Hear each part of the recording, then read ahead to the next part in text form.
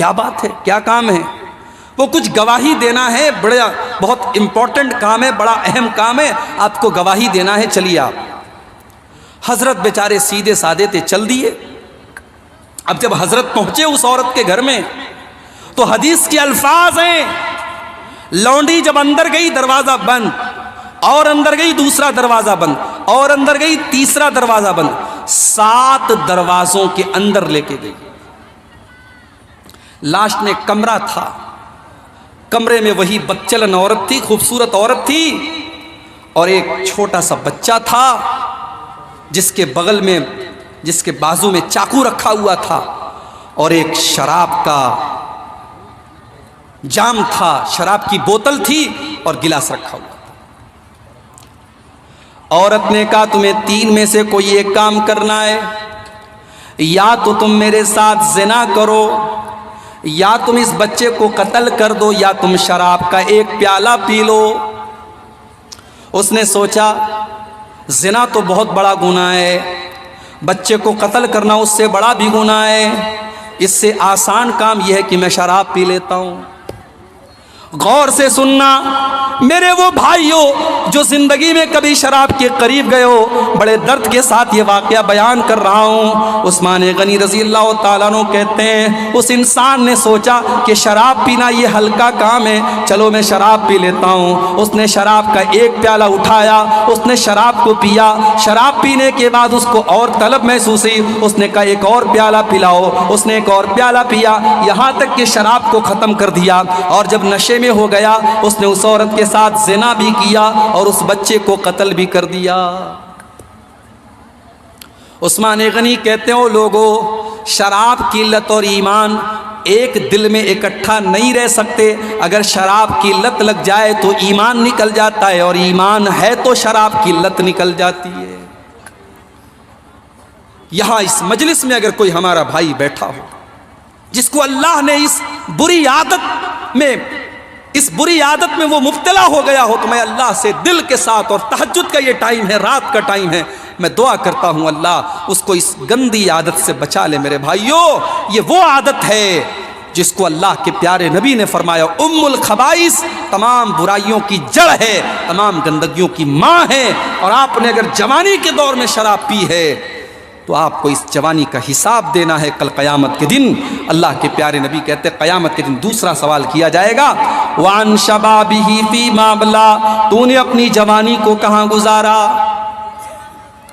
تیسرا سوال، وَعَن مَالِهِ مِنْ أَيْنَ اكْتَسَبَهُ، تو نے مال کہاں سے کمایا؟ تو بیاج کا کام کرتا تھا، تو جوا کھیلتا تھا، تو لوٹری کھیلتا تھا، تو حرام طریقے سے پیسہ کماتا تھا، یا بزنس کر کے حلال طریقے سے پیسہ کماتا تھا؟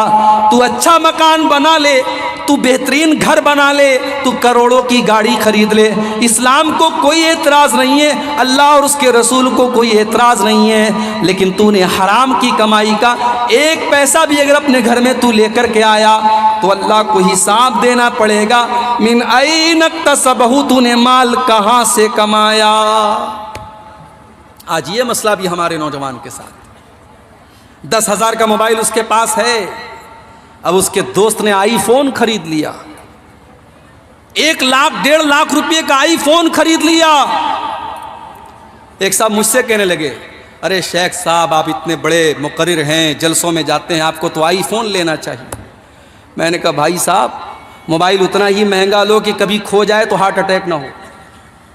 آئی فون اگر کسی کے پاس ہے اور اللہ نہ کرے کبھی چوری ہو جائے تو بیچارہ، ہم لوگوں کا موبائل اگر کھو جائے تو چلو 10,000 گیا، اور آئی فون چلا گیا تو 1 لاکھ 1.5 لاکھ چلا گیا۔ میں نے کہا اتنا بڑا رسک میں نہیں لے سکتا۔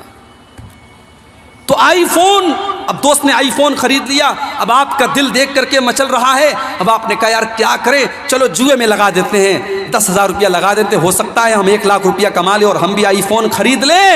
10,000 روپیہ آپ نے لگایا اور جوئے میں آپ ہار گئے، آپ کو اور اچھا جوا ایک ایسی چیز ہے، آپ نے 10,000 لگایا اور ہار گئے تو یہاں پر معاملہ رکے گا نہیں، آپ 10,000 اور لائیں گے، گھر کے سامان بیچ کر لائیں گے، بیوی کا زیور بیچ کر کے لائیں گے، گھر کی ضروری چیزیں بیچ کر کے۔ جوئے کی لت ایک ایسی لت ہوتی ہے کہ جیسے جیسے آپ آگے بڑھیں گے وہ دلدل کی طرح اس میں دھستے چلے جائیں گے۔ میرے پیارے ساتھیوں، اس کمائی کا حساب بھی اللہ کے آپ کو دینا پڑے گا۔ وَعَنْ مَالِهِ مِنْ أَيْنَ اكْتَسَبَهُ، مال آپ نے کہاں سے کمایا؟ اور چوتھا سوال وَفِيمَ أَنفَقَهُ، مال آپ نے کہاں خرچ کیا؟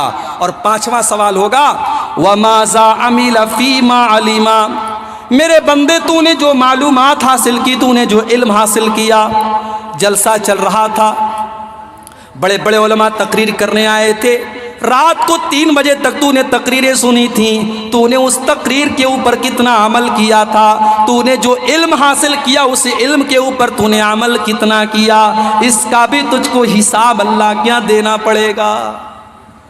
اسی لیے ہمارے بہت سارے بھائی کہتے ہیں صاحب ہم جلسے میں نہیں جائیں گے، ہم دین کا علم سیکھیں گے ہی نہیں، جتنا سیکھیں گے اتنا حساب دینا پڑے گا۔ میرے بھائیوں، یہ دوسری گمراہی ہے۔ علم دین سیکھنا فرض ہے آپ کے اوپر۔ اللہ کے آپ یہ کہہ کر کے نہیں بچ سکتے کہ ہم تو سیمانچل میں پیدا ہوئے تھے، کٹیہار میں پیدا ہوئے تھے، ہمارے علاقے میں بڑے چھوٹے چھوٹے مدرسے تھے، بہت بڑا ادارہ نہیں تھا، ہم زیادہ تعلیم حاصل نہیں کر پائے۔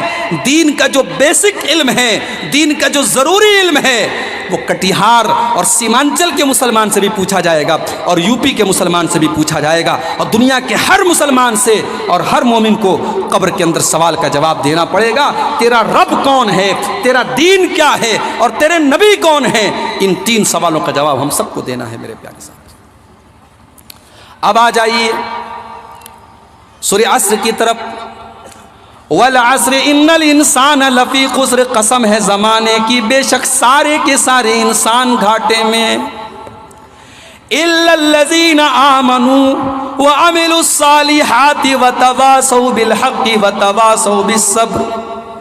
4 چیزیں اپنے اندر پیدا کر لو، تم گھاٹے میں نہیں رہو گے، تم لاس میں نہیں رہو گے، تم پروفٹ میں رہو گے، تم فائدے میں رہو گے۔ 4 چیزیں بس اپنے اندر پیدا کر لو۔ الا الذین آمنوا، تم ایمان والے بن جاؤ۔ ایمان والا کس کو کہتے ہیں؟ ایمان والا اس کو کہتے ہیں جو مرتے مر جائے مگر شرک نہ کرے، جو اپنے ماتے کو غیر اللہ کے در پر نہ جھکائے، جو رب کہے تو اللہ کو کہے، جو مشکل کشا کہے تو اللہ کو کہے، جو دستگیر کہے تو اللہ کو کہے، جو غریب نواز کہے تو اللہ کو کہے، جو غوث اعظم کہے تو اللہ کو کہے، جو قربانی کرے تو اللہ کے نام کی کرے، جو قسم کھائے تو اللہ کے نام کی کھائے، جو بھروسہ کرے تو اللہ کی ذات پر کرے، جو ڈرے تو اللہ کی ذات سے ڈرے۔ ایمان اس کو کہتے